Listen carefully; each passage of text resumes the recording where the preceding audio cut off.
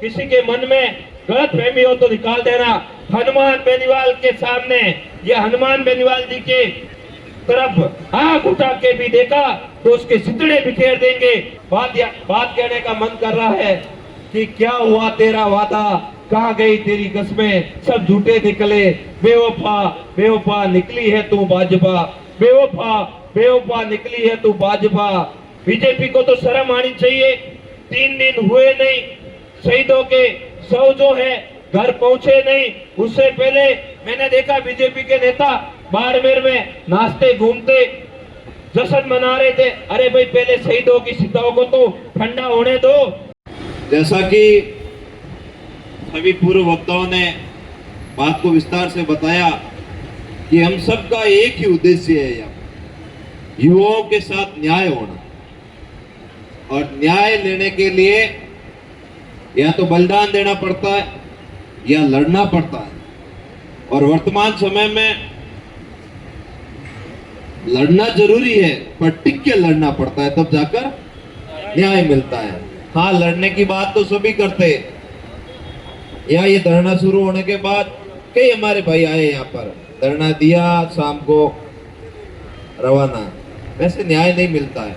न्याय लेने के लिए मैं तो कहता हूँ अपने स्तर पर सभी प्रयास करते ही है, लेकिन आपने जो पिछले 1 महीने से करीबन मजबूती के साथ जिस अंदाज में, जिस क्रांतिकारी अंदाज में आप ये पवित्र जगह शहीद स्मारक पर बैठे हो, ये कहीं न कहीं ये संकेत दे दिया कि राजस्थान में अब भी जिंदा जमीर के लोग, क्रांतिकारी लोग, क्रांतिकारी युवा, क्रांतिकारी नेता आज भी जिंदा है। जब बात आएगी कभी लड़ने वालों में तो सबसे पहले आपका नाम लिया जाएगा, सबसे पहले हनुमान बेनीवाल का नाम लिया जाएगा कि राजस्थान में जहां न्याय की जरूरत पड़ी वहां हनुमान बेनीवाल को बुलाया गया। ये अपने आप में आपकी पहचान होगी, ये अपने आप में लोगों में आपकी बात होगी। हाँ, आज मोदी जी आपके बीकानेर आए थे, हिंदुस्तान के प्रधानमंत्री, तब कह रहे थे कि मैं राजस्थान को ऊर्जा के क्षेत्र में आगे ले जाऊंगा। मैंने कहा बात तो मोदी जी आपकी सही है, ऊर्जा के क्षेत्र में आगे ले जाओगे, लेकिन आप आगे कैसे ले जाओगे इसका भी विजन लोगों के सामने पेश करना था।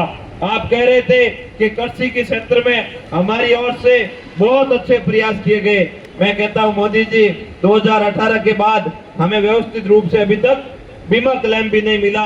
अगर आपके पास कोई आगे ले जाने की योजना है तो सबसे पहले किसानों को बीमा क्लेम दिलाए और दूसरी बात बाद में करें। मैं जिस बॉर्डर एरिया से आता हूँ उसमें मोदी जी से कहना चाहूंगा, जब भी पाकिस्तान की ओर से गोली चलती है, जब भी पाकिस्तान की ओर से पड़ोसी मुल्क से हमला होता है, सबसे पहले सीने पर गोली खाने के लिए हमारे बाड़मेर, बालोतरा और जैसलमेर का जवान खड़ा रहता है। वहां का हर एक आवाम खड़ी रहती है। आपने उनका आदान अनुदान का खरीद का पैसा पिछले 2 सालों से अटका पड़ा, आपने दिया नहीं है। पहले इस पर बात कर लीजिए, फिर बाद में दूसरी बात करना। मोदी जी जब इलेक्शन के समय या विधानसभा के चुनाव चल रहे थे तब आए थे, कहा था कि अगर राजस्थान में बीजेपी की सरकार बनी तो पेपर माफिया को 7 समुद्र पार पकड़ के लाकर जेल में डालेंगे। मैं मोदी जी आपकी उस जादुई मशीन को वापस बाहर निकालो और 7 समुद्र पार ही नहीं, आपके नेताओं के आसपास घूम रहे पेपर माफिया को जेल में डालने का काम कर लो। हम मान लेंगे कि आपका 56 इंच का सीना है। मोदी जी आज बीकानेर में आए तो उनको एक बात और याद दिला दो। आपने कहा था कि एसआई भर्ती बीजेपी की सरकार बनते ही रद्द हो जाएगी। आज बीजेपी की सरकार बने हुए 1.5 साल हो गया, लेकिन आपके भजन लाल जी की भजन करने की जो परंपरा है वो अभी तक पूरी नहीं हो रही है। अभी तक भजन लाल जी यही नहीं समझ पा रहे हैं कि मैं मुख्यमंत्री बना कैसे और मुझे बनाया किसने। रद्द करने की बात तो बाद में आती है। अगर वाकई में इनके काम करने की नियत होती, वाकई इनका मन साफ होता, जैसे इन्होंने चुनाव में झूठे जुमले देकर वादे किए थे, अगर उन वादों को निभाने के इनके अंदर श्रेष्ठता होती तो करोड़ी लाल जी मीणा जैसे लोगों को कमजोर नहीं होना पड़ता। इन्होंने करोड़ी लाल जी को कमजोर करके, करोड़ी लाल जी को जैसे तैसे दबाव बनाकर, जिस हिसाब से एसआई भर्ती को लेकर इनके मन में गलत धारणा पैदा हुई, वो राजस्थान का हर एक युवा, हर एक जवान, हर एक गरीब का बेटा उनसे जवाब मांगेगा कि आपने जो पिछले विधानसभा चुनाव में जो वादा किया था, वो वादा आपका कहां गया। मुझे तो बीजेपी की सरकार पे एक बात कहने का मन कर रहा है कि क्या हुआ तेरा वादा, कहां गई तेरी कस्में, सब झूठे निकले, बेवफा बेवफा निकली है तू भाजपा, बेवफा बेवफा निकली है तू भाजपा। आकर सत्ता में तो भूली है युवाओं के सपनों को, आकर सत्ता में तो भूली है युवाओं के सपनों को, बेवफा बेवफा निकली है तू भाजपा, बेवफा बेवफा निकला है तू भजन लाल।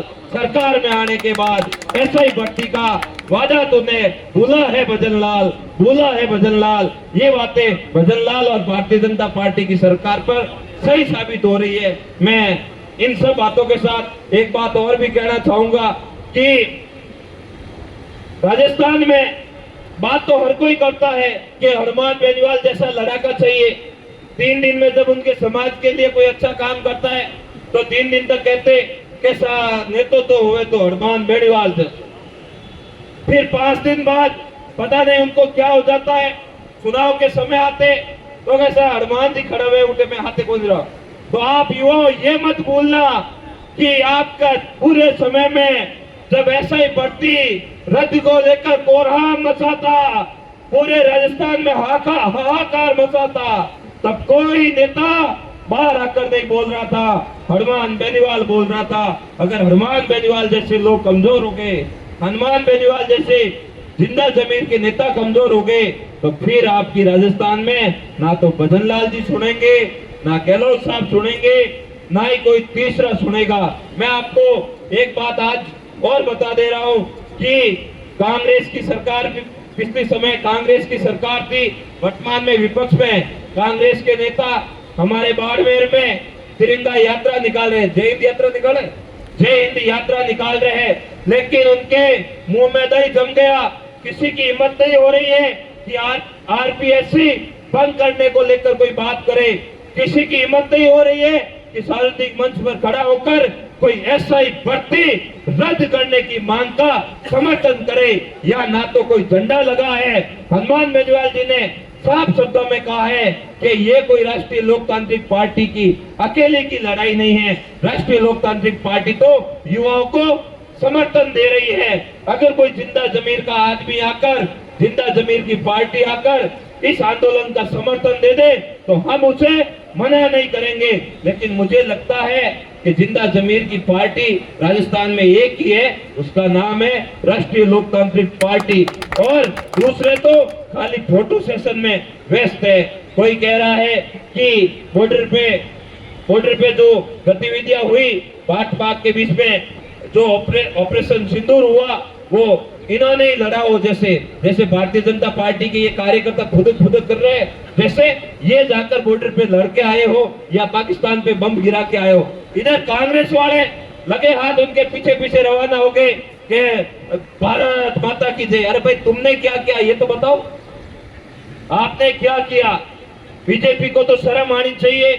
3 दिन हुए नहीं, शहीदों के शव जो है घर पहुंचे नहीं, उससे पहले मैंने देखा बीजेपी के नेता बाड़मेर में नाचते घूमते जश्न मना रहे थे। अरे भाई पहले शहीदों की चिताओं को तो ठंडा होने दो, उसके बाद कोई आप दूसरे कार्य कर देना, और ये तरह तरह की रैलियां निकाल देना, ये तो सिर्फ और सिर्फ जैसे तैसे करके गुमराह करने का काम कर रहे हैं। मैं एक बात और कह देता हूँ, किसी के मन में गलत फहमी हो तो निकाल देना। हनुमान बेनीवाल के सामने या हनुमान बेनीवाल जी के तरफ आंख उठा के भी देखा तो उसके सितड़े बिखेर देंगे। इस बात का भी ध्यान रखना। किसी को कोई गलतफहमी है, कोई कह रहा है कि मैं ऐसे कर दूंगा, अरे भाई तुम क्या कर दोगे? एक बड़ा पोस्टर लगाकर खाली कमरों में बैठे बैठे लाइव ही आ सकते हो। आपने पहले भी किसी का कोई नहीं बिगाड़ा, आपके तो गोली मार के चले गए। उस समय भी हम आपके साथ में खड़े थे। हमने कभी ये नहीं कहा कि कौन गलत है, लेकिन मेरे नेता को कोई गलत कहने का प्रयास करेगा तो उसको भी हम छोड़ेंगे नहीं। उसके हम मजबूती से हमारे नेताजी के साथ खड़े हैं। हमारा जो मुख्य उद्देश्य है वो एक ही है, एसआई भर्ती रद्द होनी चाहिए। बाकी जो बीजेपी की आईटी सेल तरह तरह से इस मामले को घुमाना चाह रही है, अब युवाओं ने मन बना लिया है, निश्चय कर लिया है कि हम ना तो भटकेंगे ना इधर उधर की बातों में विश्वास करेंगे। हमारा तो एक ही लक्ष्य है, एसआई भर्ती रद्द और आरपीएससी बंद। ये इसलिए जरूरी है कि आने वाले समय में अगर इस तरह अगर बन गए और इस तरह बन गए थानेदार और आरएस आईएएस, तो गरीब मेहनत करने वाले लड़कों की क्या हाल होगा? गरीब का बेटा जयपुर में आकर पढ़ाई कर रहा है, उसके शब्दों का गला घोटा जाएगा। अगर इस बार एसआई भर्ती रद्द नहीं हुई, आरपीएससी भंग नहीं हुई, मैं युवाओं से निवेदन करता हूं कि ज्यादा से ज्यादा संख्या में पहुंचकर इस लड़ाई में अपना साथ देना। जब भी बात होगी क्रांतिकारी के रूप में, तो हर एक उस युवाओं को याद किया जाएगा जिन्होंने इस आंदोलन में मजबूती से अपनी भूमिका निभाई। बहुत बहुत धन्यवाद। पुनः निवेदन है कि 25 तारीख को ज्यादा से ज्यादा संख्या में पधारना। मुझे बालोतरा जिले के जिम्मेदारी दी गई है। ये जिम्मेदारी संपूर्ण बालोतरा, बाड़मेर और हमारे उधर के आम जो किसान के बेटे हैं जो तैयारी कर रहे हैं, उन सब युवाओं को ये जिम्मेदारी है। और युवा सभी अपने अपने साधनों से हो सकेगा हमारी ओर से जितना हो प्रयास करेंगे व्यवस्था करने की। अगर व्यवस्था नहीं हो तो हमारे तो बालोतरा से, बायतू से, बाड़मेर से सीधे जयपुर की ट्रेनें हैं, भर भर के आ जाना और बता देना सरकारों को कि ट्रेन से मैसेज भी बढ़िया जाएगा कि ट्रेनों में भर भर कर क्रांतिकारी पहुंचे जयपुर की सड़कों पर, एक मैसेज जाएगा। आप सभी से निवेदन है कि ज्यादा से ज्यादा संख्या में पधारना और इस आंदोलन में अपना सहयोग देना। बहुत बहुत धन्यवाद।